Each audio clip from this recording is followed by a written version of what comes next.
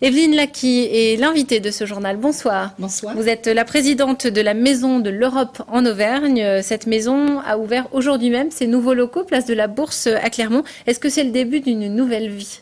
Je pense, oui, parce que ces nouveaux locaux vont permettre à la Maison de l'Europe en Auvergne d'avoir une bien meilleure visibilité auprès du grand public. Alors c'était l'occasion d'une journée portes ouvertes également. Est-ce que vous avez accueilli beaucoup de monde aujourd'hui ? Oui, nous avons accueilli beaucoup de monde, à notre grande surprise aussi, parce que nous ne pensions pas avoir pour une première journée autant de monde à la Maison de l'Europe. Est-ce que les questions européennes intéressent les Auvergnats ?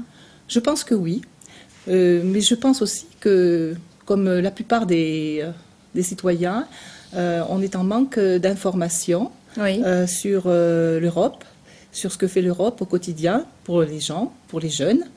Et une des missions de la Maison de l'Europe, eh bien, c'est d'informer les personnes et le grand public de ce que fait l'Union européenne et de ce qu'elle est aujourd'hui. Vous êtes véritablement un relais de proximité.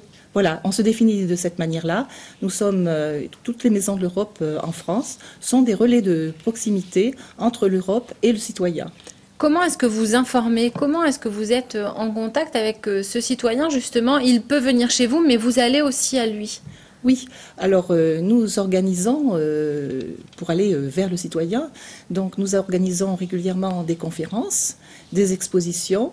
Nous allons auprès d'un public scolaire, des plus jeunes aux plus âgés.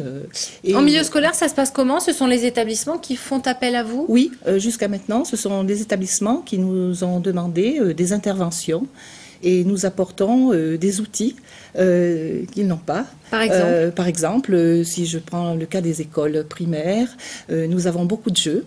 Des jeux inédits qui permettent de découvrir l'Europe et de découvrir aussi les pays, mais aussi la construction européenne. Et voilà. Quelles sont les questions finalement qui reviennent le plus souvent, les questions les plus importantes qui intéressent ce grand public en Auvergne?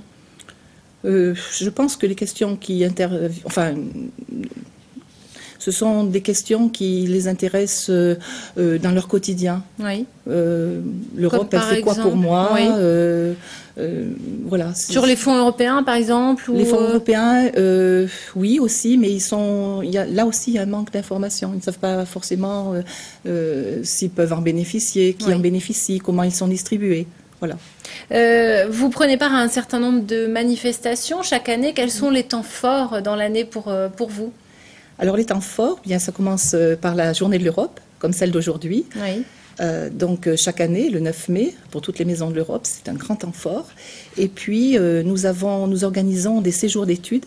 Cette année, nous organisons 2 séjours d'études, l'un en Roumanie au mois de mai et l'autre en juillet, aux Pays-Bas. Et qui y participe à ces séjours? Ce sont nos adhérents. Il y en a combien en Auvergne? Alors nous avons à peu près actuellement 180 adhérents à la Maison de l'Europe. C'est un chiffre que vous espérez voir grimper? Oui, bien sûr. Et bien sûr.